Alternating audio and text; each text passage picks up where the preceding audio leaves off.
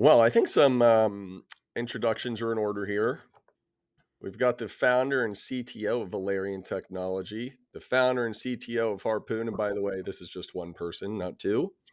He's personally architected and led development efforts in many enterprise systems, including production systems in the Army, Air Force, Navy, Space Force, intelligence community. And he also serves as a CTO for a couple technology firms, most notably Metronome. Dominic Holt, thank you for coming on the Pulse Wave. How you doing? I couldn't think of any better thing to do on a Wednesday. I just drank some coffee, as you saw, and in at least 10 minutes, I'll be appropriately caffeinated for our discussion. Nice. Well, I just finished my second prime of the day, so we're equally caffeinated. And, something that I don't know if I've even told you this yet, something that I really admire about you, and it sort of strikes me almost in every meeting that we're in, is your level of confidence. And, sometimes people say, this person carries himself or herself with confidence, or, when they walk in the room, and it's not that you do carry yourself with confidence, but it's more of the conviction. And then when you look back and you look at your history, you have a history of, problem solving, achieving goals, and doing some pretty amazing things. So, in saying all of those things, I am curious about how that happened. We're really getting into the meat. We're already past the potatoes and the vegetables at this point. It wasn't even really that I got into college that I really feel like I developed any confidence at all. Like, honestly, I went to a really hard school, RIT, and everybody there had way more experience than I did writing software and doing technology because I came from Maine, our our technology innovation is lobster. Yeah, I was there and I wasn't doing really well, and I think there was definitely a point where I was like, "Am I going to do this or not?" And I was like, "Yeah, I want to do this." So I just went out and I asked for help, and I got a bunch of extra mentors, people who were better than I was, like more senior than I was in college, and they were willing to help me. And I went after classes. I went and met with them, and they made me do more work, like write more code and do more things so that I could get better. And I did. Like, I put in a lot of extra hours in college, and by the time I graduated, I was in, you know, not the top of my class probably, but I was definitely in the top tier. And I was looking down multiple job offers and things like that. And I ended up going and working for a large company, and I think that's where things really started, where I just wanted to be the in the next space. Like, I wanted to be doing the next thing. I wanted to be moving faster, and I kept volunteering for all these crazy jobs or things that other people didn't want to do. I'm always trying to do stuff that's hard, that other people are running away from. And after a while, you just kind of build up confidence, like, you're like, well, I've seen something like that before. This is probably related. I mean, we don't know the perfect answer, but like, we can probably work through it. So, confidence coming from experience and repetition and knowledge and hard work. Looking at your career, looking at the things that you've achieved, as I'm curious, like when do you feel successful? Um, I don't know. I think, like, being successful is doing what you love, right? Like, I'm successful every time I spend time with my family and we do something fun, or we like create a new memory together. I'm successful anytime I can work with somebody and help solve their problem. Like, I feel like this concept of customer service is like this, like, so underrated. It's only customer service if you're a business, but it's like providing customer empathy and customer service to people to help solve their problems. Like, those are successes to me, and I try to have those types of successes every day. It's interesting, the a concept of having customer service for life and not Yeah. just I have a customer service department for my wife, a customer service department for my kids. The other thing that we have in common, Dom, is that we're business partners with our wives.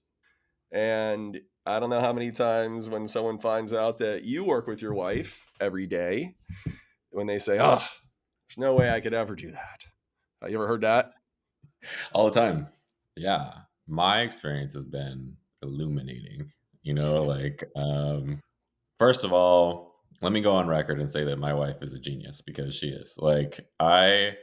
And she's going to be annoyed that I said that because I don't think that she thinks that, but she is. And the reason that she is a genius is because I will give her something to work on or ask for her help with something, and she'll be like, "Got it." Right? And I don't know, she always comes back like a few days later and she has the answer. And it's not just like some half-ass thrown together thing. It's like the answer. It's like I did a bunch of research on the internet and I found a thing and this is going to solve the problem. And here you go. I mean, these are things that I have they're not like simple tasks. Like they're things that I struggled with for months and could not figure out on my own. And I said can you please help me with this? Um and she's like, "Yeah, sounds sounds fine. I'll see what I can do." And then literally 3 4 days comes back, problem solved. So, talking about Harpoon, you've been working on this for, I want to say, the better part of 5 years, give or take. 7. 7 years. Well, that's definitely the better part of five. Where does it lead from here? Where does Harpoon grow? Yeah, I mean, Harpoon is I just got into the DevOps scene really early. I got handed this role at Lockheed to basically figure out what was the reference architecture for DevOps, even though that wasn't called that at the time. Cloud automation for Lockheed, spending a So ton of money. DevOps was they were referring to it as cloud automation at the time. Yeah, I mean, Okay. that's what it was. I thought this was a total shit assignment because I was a software engineer and this was like a system administration job. And if I wanted an ops job, I would have, gone into ops and nothing against ops people. It just wasn't what I wanted to do. And I started looking at this and I just had this moment and I was like, this is just common sense, right? If I can write code to do op stuff, then it will just work the same way every time. And there won't have to be this huge fight between me and the ops team, which is definitely happening right now, where we're talking about why it runs perfectly on my laptop and why it doesn't work in the production server that we're trying to deploy it on. We argue about who's more stupid for 6 months until we find out that they just had the wrong version of one of the 9,000 dependencies that we use to run the software, and we just needed to upgrade the version. And now everything works, right? So um, I ended up going and working for a company that was Navy focused, and this is still very much the beginning of DevOps and Kubernetes and all that stuff. And we were able to do automated deployments of Kubernetes on a Navy destroyer sitting out in the ocean, and we were pushing real time updates to Navy ships, and it was really pat on the back moment. This is pretty cool. What we accomplished.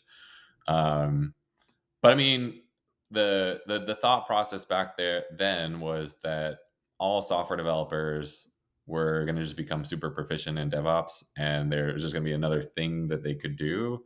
And I feel like that also kind of was the feeling around data science and artificial intelligence, and none of those things really came. So I just felt like this was it couldn't persist forever. Somebody was going to commoditize DevOps. And so I just started thinking through Harpoon. And I just decided that if somebody could make Kubernetes super easy to use, because it's a very complex piece of software, um, Kubernetes is powering a lot of the software for the Fortune 1000, for mid market companies, for startups. It's used all over the place. But people are are paying folks 200, $300,000 a year just to maintain Kubernetes clusters. And when they leave, it's hard to find a replacement. When I thought about designing Harpoon, I was thinking about the Navy's use case. Actually, like the Navy, a lot of the sailors are actually pretty young. Average age like 18 to 20. If you're 18 to 20, like no way you've got a 4 or 5 year college degree and a bunch of experience. Like it's pretty unlikely. So, what happens on a Navy ship when the software stops working? They turn off the server. And then they don't have that capability anymore.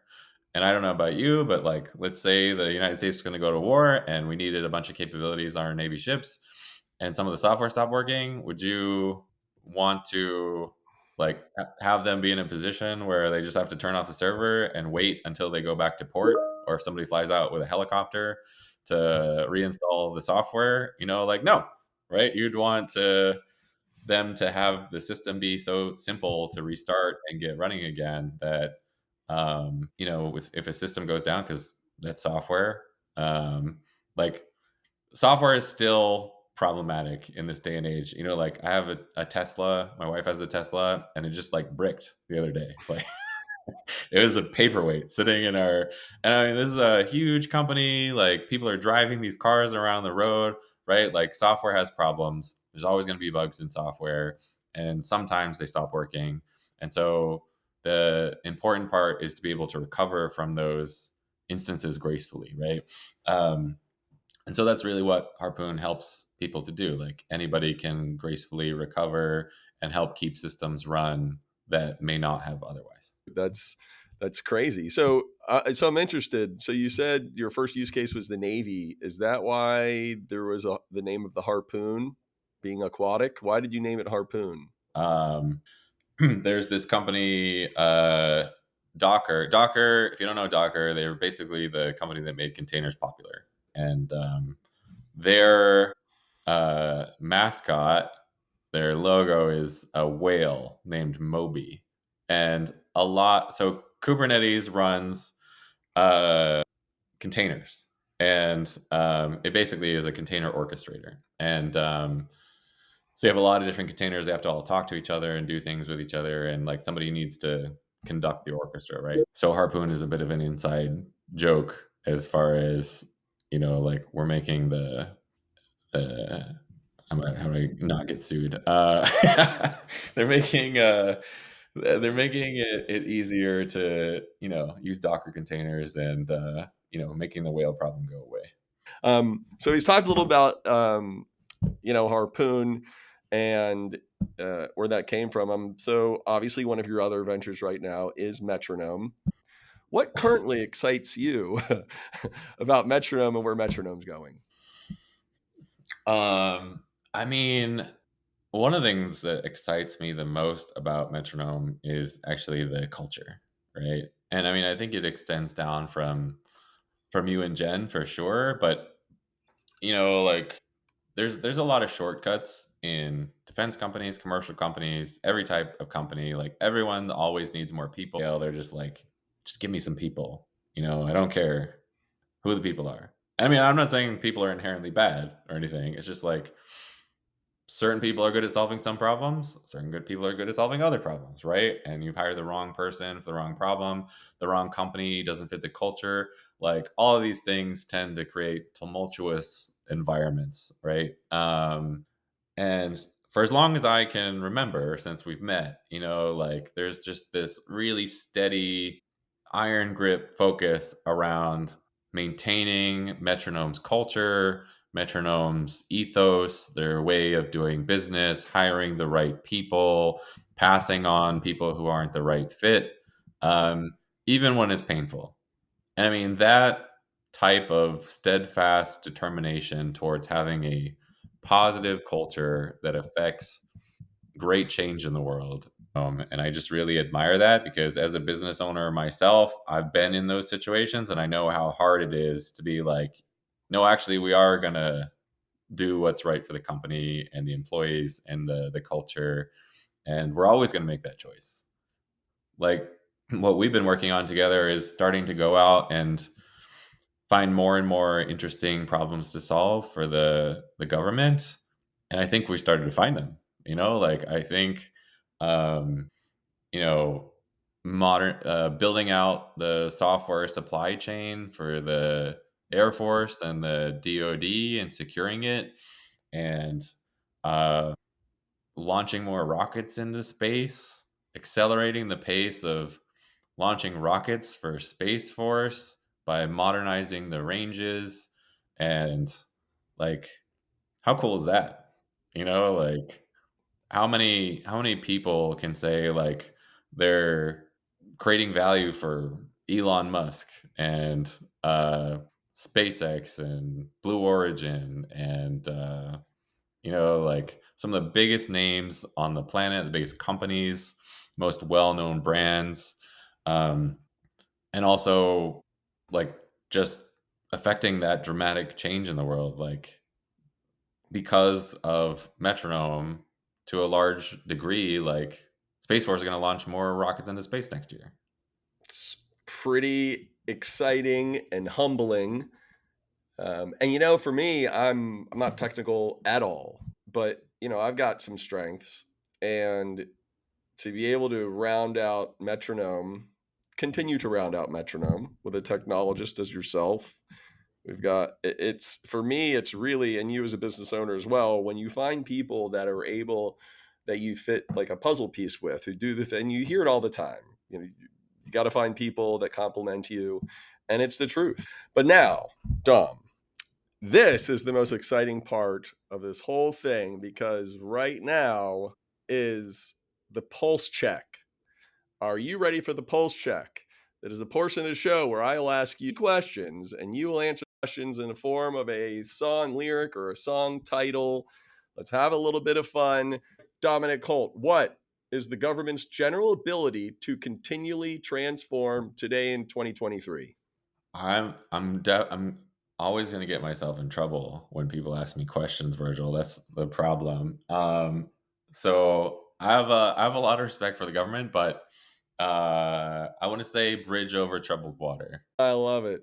Dominic Holt, you are an amazing guy. You are an amazing CTO, and I'm lucky to call you my friend. One more time, the founder and CTO of Valerian Technology, founder and CEO of Harpoon, and most importantly, the CTO of Metronome. Dominic Holt, thank you so much for being on. Thanks for joining the Pulse Wave.